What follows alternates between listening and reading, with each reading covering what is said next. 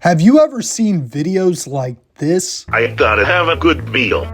Garfield, you fat cat. Or this?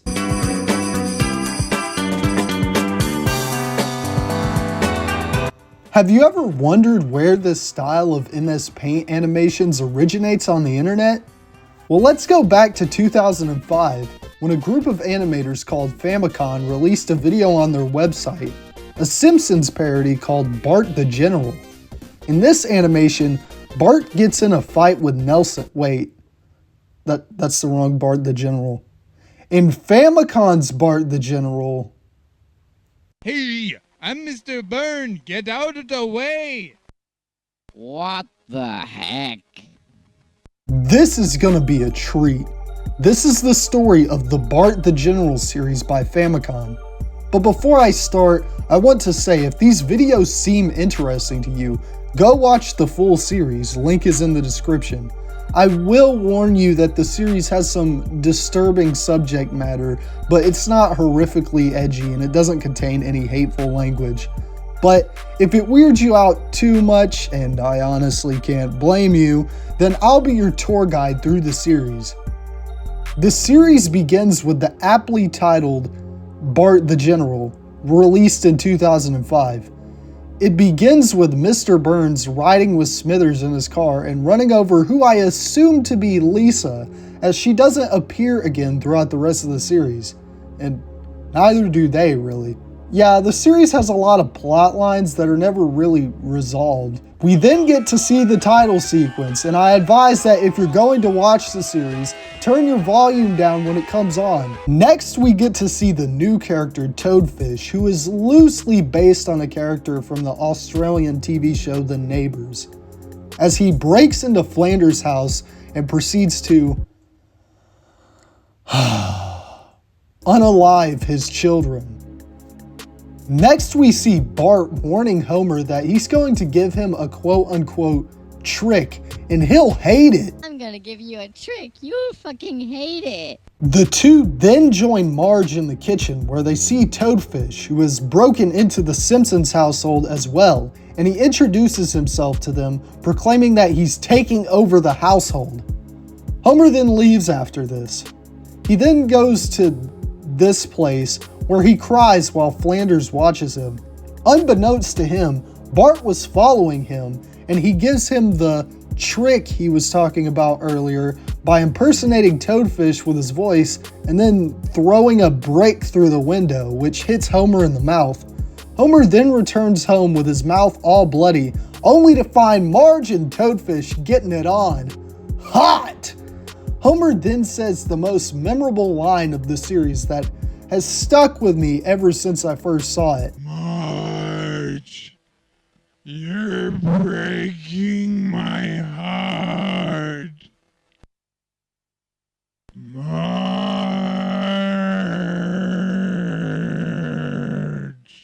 Then it ends. So what did I think of this part? Well, it's probably the most enjoyable to come back to. It's very quotable. I also like how this part seems to deconstruct the whole overused concept of somebody moves into the Simpsons household and causes chaos. Also, this is the last you'll see of Lisa, and I'm guessing Maggie doesn't exist in this universe.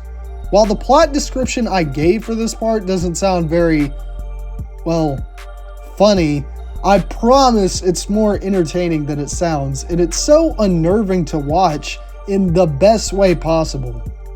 Well, like I said, this is a series, and you want to know what happens next, don't you?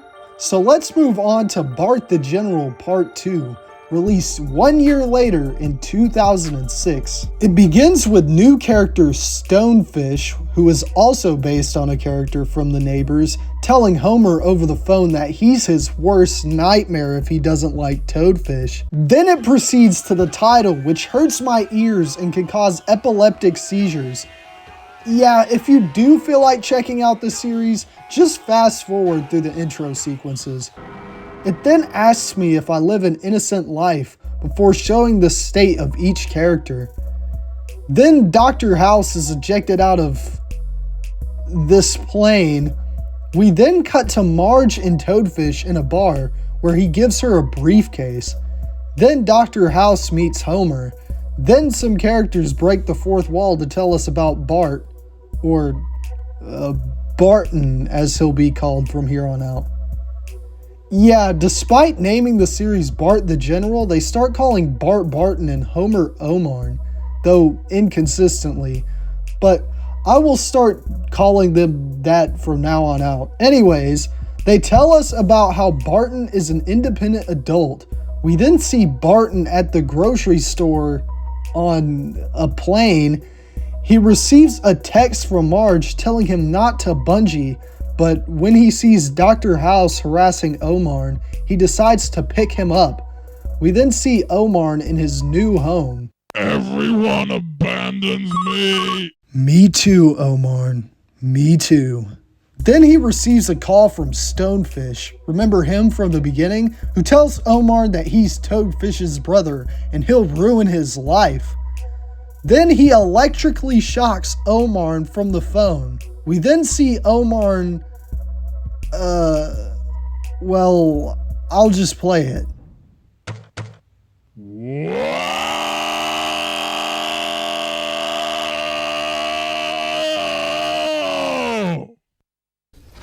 Very impressive. Then a mysterious figure comes in and the part ends. This part is definitely where the plot starts getting more confusing, and you can see them improving their animation a little bit. It also has a lot of licensed music in the background for some reason. I don't have as much to say about this part as the other ones, so let's see what happened next in Bart the General Part 3, released in 2007, which is the longest part. While Part 1 was nearly 4 minutes in length and Part 2 was nearly 7 minutes, Part 3 is 28 minutes long. The part begins with this character going down a well, and here it comes!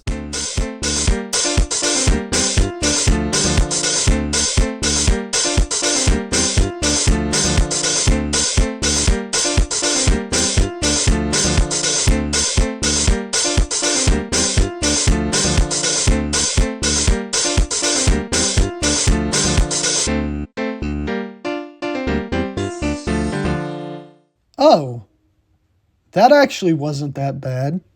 Okay, we then see Omarn and this guy enter a diner. Then Stonefish walks in, harasses him, and then leaves. Marge and Toadfish then have a seemingly nonsensical conversation when Stonefish joins in. The conversation starts making sense after they start talking about how Marge is a lesbian, but I'll get back to that later. Hey, Burton, a pregnant woman falls into a coma, and when she wakes up, she's not pregnant anymore. And the doctor comes in. Don't worry, he says. The birth was a success. You have one girl and one boy. Your brother named them whilst you were asleep. The girl is called Denise. That's a wonderful name. And what's the boy called, she asks. De nephew. Okay, this is really starting to get confusing. Next, Barton sells something to buy an expensive car. We then see Dr. House and the kid from the beginning. I don't know if he's supposed to be some character or what, and they're stuck in the well. Barton then returns home, and we now know what Marge and the Fish Brothers conversation was about. Barton has to film and sell videos of his mother to make money. He then tries to sell some more tapes. Then a terrorist steals one. We then cut to the other terrorists discussing their problems when the one who stole the tape walks in and tells them about it. The terrorists then break into the Simpsons home and see the Fish Brothers filming a dirty tape with Marge and another woman, and they hold them hostage, asking where Barton is. They then cut the head off of the other woman after she pees ants and smear her blood on the wall. After the terrorists talk, we then cut to the bar where Barton's car was parked when the character who was seen with Homer in the diner pukes in the tank of the car, causing it to not start when Barton tries to make it do so. He then comes back into the bar and asks for help. He then walks out and talks with someone about IKEA hot dogs. Have you ever bought those hot dogs from IKEA? If I could have 10 different meals, one of them would be one of those. They should open a Swedish shop on Food Street. I bet they wouldn't be 25 pence if that was the case. What about breakfast, Bart? Do you think that will be so cheap? Have you ever bought the mustard and put it on your burgers and it tastes just like Burger King? The prawn and couscous salad is served on a lettuce leaf. Everyone is talking about the meatballs, but can you get the same from Domino's on the Football Fanatic? Have you ever had oysters? Then Dr. House and the kid somehow exit the well. Dr. House wonders about Omar's whereabouts.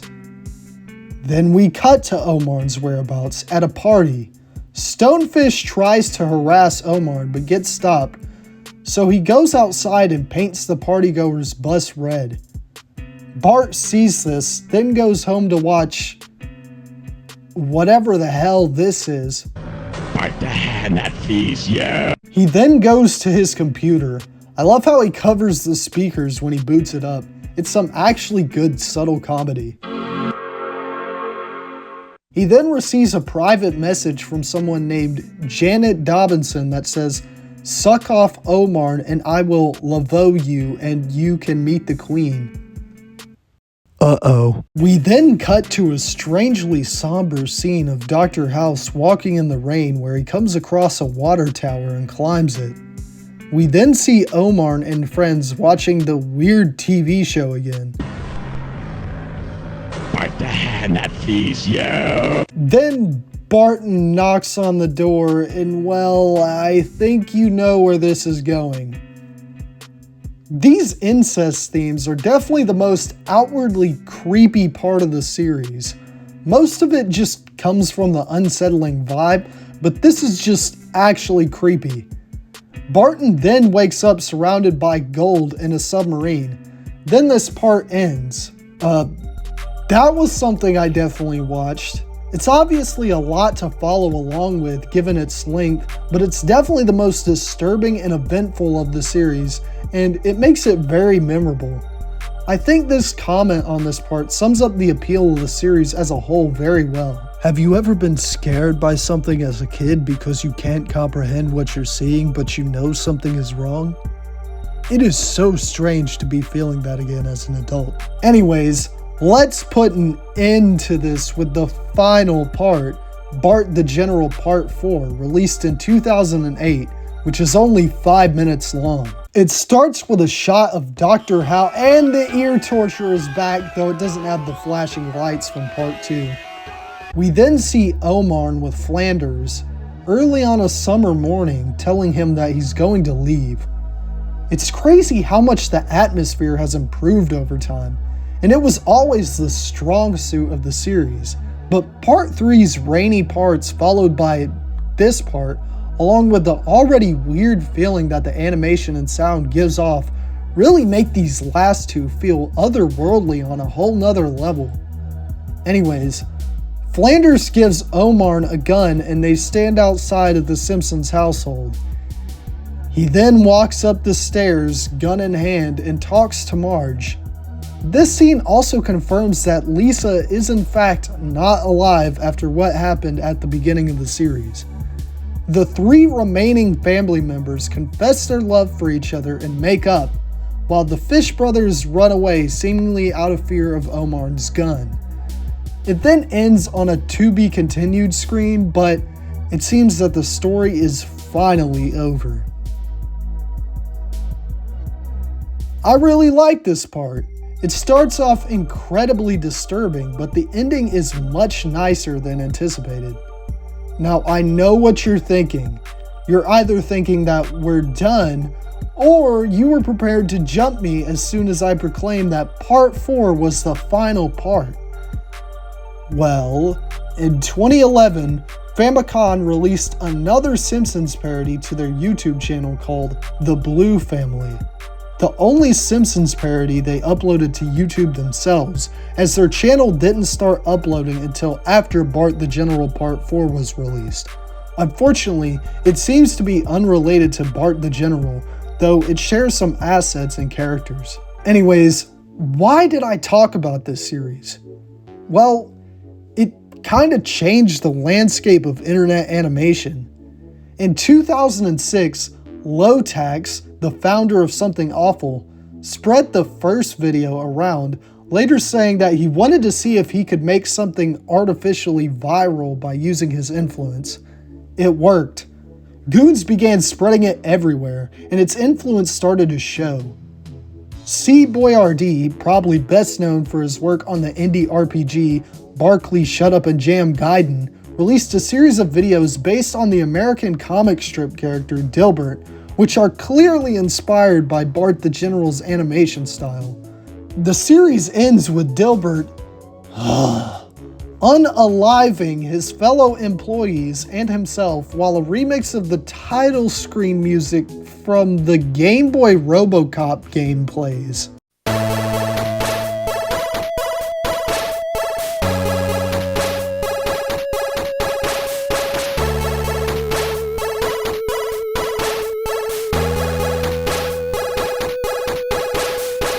All that for a Game Boy license game. Speaking of which, in 2011, rapper Lil B asked his Twitter followers to send him beats for his upcoming mixtape, White Flame, to which fans flooded him with this remix. He then created the song In Down Bad to it and put it on the tape.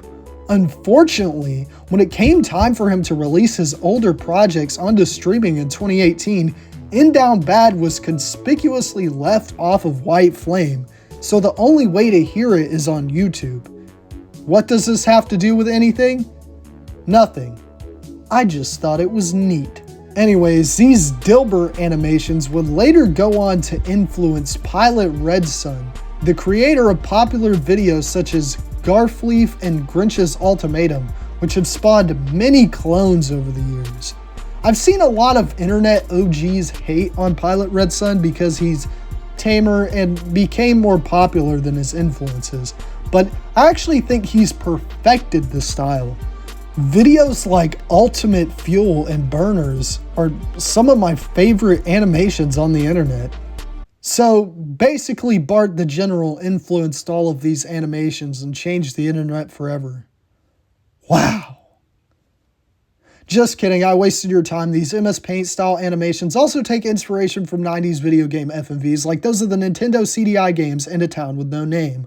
I mean, Bart the General is influential, but not that influential. I just wanted to spread the cursed knowledge of Bart the General and C-Boy-R-D onto the next generation before it's lost. Bye!